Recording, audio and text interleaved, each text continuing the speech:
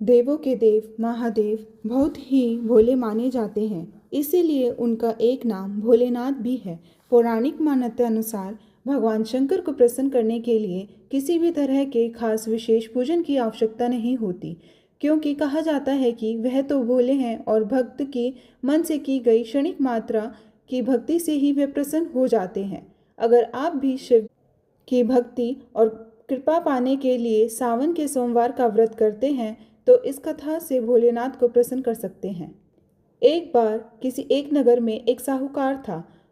उसके घर में धन की कोई कमी नहीं थी, लेकिन कोई संतान न होने के कारण वह बहुत दुखी था। संतान प्राप्ति के लिए वह हर सोमवार को व्रत रखता था और पूरी श्रद्धा के साथ शिव मंदिर जाकर भगवान शिव और माता पार्वती की पूजा करता था। उसकी भक्ति देखकर एक दिन माँ पार्वती प्रसन्न होकर भगवान शिव से साहूकार की मनोकामना पूर्ण करने का निवेदन किया।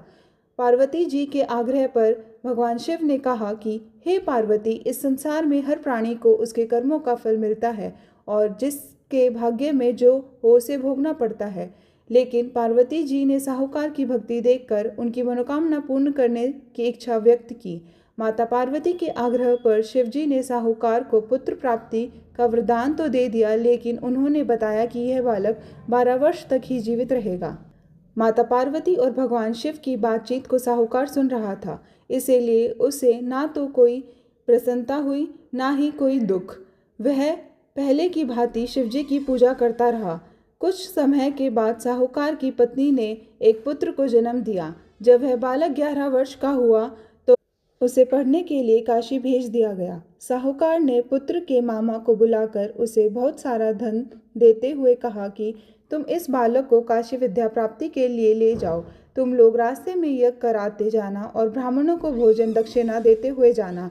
दोनों मामा भांजे इसी तरह यज्ञ कराते और ब्राह्मणों को दान दक्षिणा देते काशी नगरी निकल पड़े। इस दौरान रात में एक नगर पड़ा जहां नगर के राजा की कन्या का विवाह था, लेकिन जिस राजकुमार से उसका विवाह होने वाला था वह एक आंख से काना था।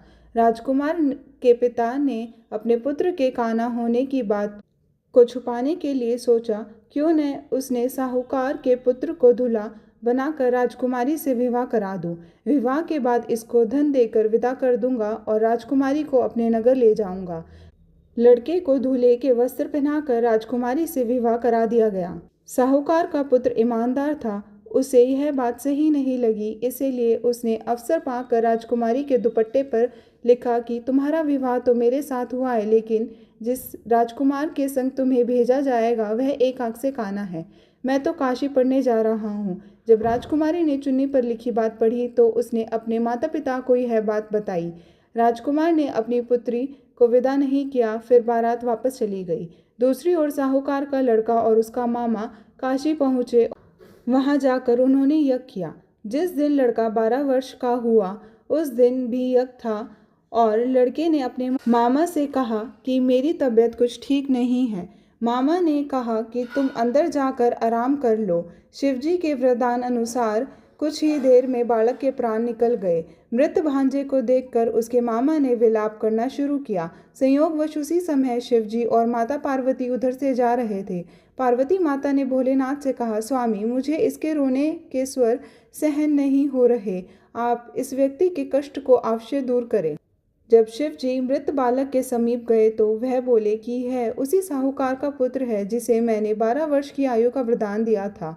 अब इसकी आयु पूरी हो चुकी है, लेकिन मृत भाव से विभोर माता पार्वती ने कहा कि हे महादेव, इस बालक को और आयु देने की कृपा करें, अन्यथा इसके वियोग से इसके माता पिता भी तड़प तड़प कर मर जाएंगे।